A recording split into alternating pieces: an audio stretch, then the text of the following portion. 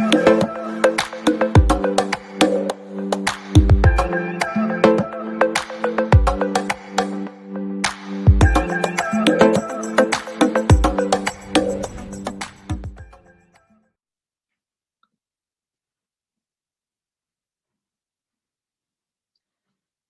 saya Coach Sans dari Sell Training.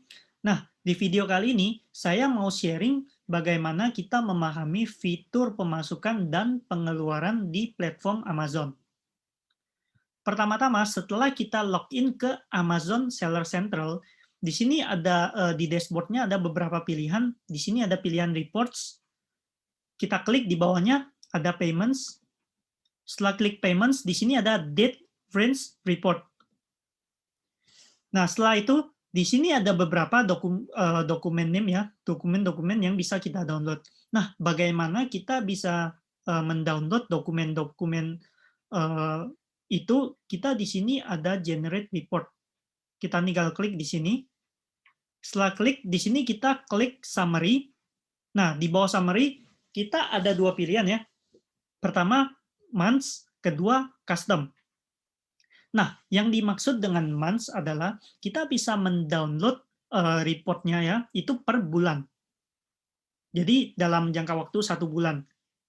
Nah, kalau customs, kita bisa memilih data yang kita mau ya. Misalnya kita mau dari range-nya dari tanggal berapa sampai ke tanggal berapa. Nah, di sini sebagai contoh, saya akan langsung pilih yang months ya, saya pilih di bulan Oktober 2020. Langsung saya klik generate di sini. Nah, di sini di bawah sini dokumen names kita bakal ngelihat data yang baru saya ekspor ya. Di sini date range-nya itu dari 1 Oktober sampai 31 Oktober 2020. Di sini kita tinggal ada pilihan download, kita tinggal download. Setelah itu kita bakal ngelihat seperti layar berikut ya. Kita bisa kelihatan expense, income, expense, transfers, dan sales tax. Nah, di sini ada 4 kategori ini ya. Kiri atas income, kanan atas expenses, kiri bawah transfers, dan kanan bawah sales tax. Kita lihat dari kiri atas income. Oke, income atau pemasukan itu kalau Anda berjualan di Amazon itu seller Amazon terbagi menjadi 2. Pertama itu non-FBA, kedua seller FBA. Nah, kalau Anda termasuk seller non-FBA atau dinamakan dengan FBM ya, fulfillment by merchant, yang maksudnya kita menjual produk kita dan kita mengirimkannya dari kita sendiri, bukan dari Amazon, itu termasuk FBM atau non-FBA. Dan yang kedua, apabila Anda termasuk sellernya FBA, yang dimaksud sellernya FBA itu barang barang jualan kita itu dikirimkan langsung oleh Amazon. Oke, seperti di sini kalau Anda lihat di kolom pertama dan kolom kedua itu produk atau penjualan Anda, penjualan di produk yang non FBA hasilnya bakal kelihatan di sini. Dan apabila Anda termasuk FBA seller, maka setiap produk yang Anda jual itu datanya akan masuk ke sini, FBA Product Sales dan FBA Product Sales Refund apabila pembeli Anda melakukan refund. Nah, selain itu juga ada yang namanya ongkos kirim ya. Ongkos kirim, tandanya ongkos kirim ini bukan dikeluarkan dari kita sendiri ya, melainkan biaya ini dikeluarkan oleh pembeli ketika mereka berbelanja. Itu juga masuk dalam income. Dan selain itu kita juga misalnya ada beberapa promosi Amazon itu juga akan termasuk di kategori income. Nah, di kanan atas itu expenses atau pengeluaran. Nah, expenses ini biaya apa aja yang termasuk di expenses ya? Misalkan kita terjadi penjualan, oke, terjadi transaksi. Nah, itu bakal ada yang namanya biaya administrasi atau komisi dan komisi penjualan ya, yang akan yang akan kita bayarkan ke Amazon.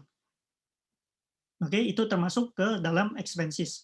Dan selain itu, misalkan kita mau berjualan di platformnya Amazon, itu setiap bulan kita ada yang namanya FBA selling fee.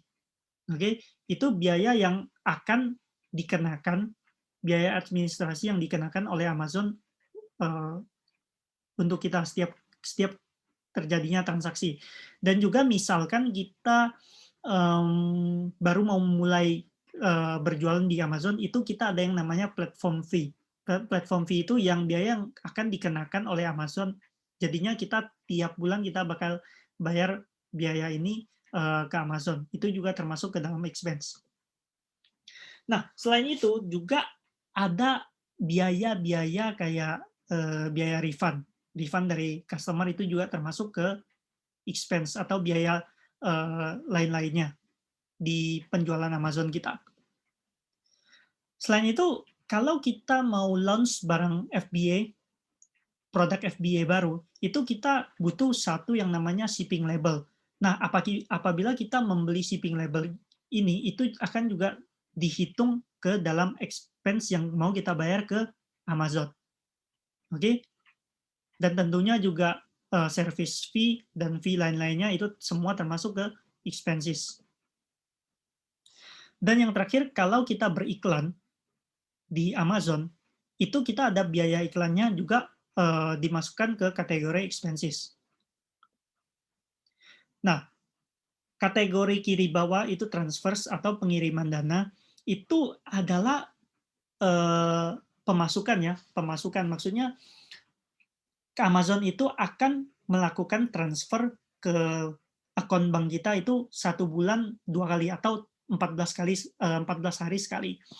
Nah, selama 14 hari sekali, biaya yang masuk ke rekening Amazon kita akan ditransfer ke rekening bank yang kita isi. Nah, ada beberapa kemungkinan itu transfer itu bisa gagal. Kenapa transfer itu bisa gagal? Contohnya, misalnya kita melakukan pergantian rekening bank.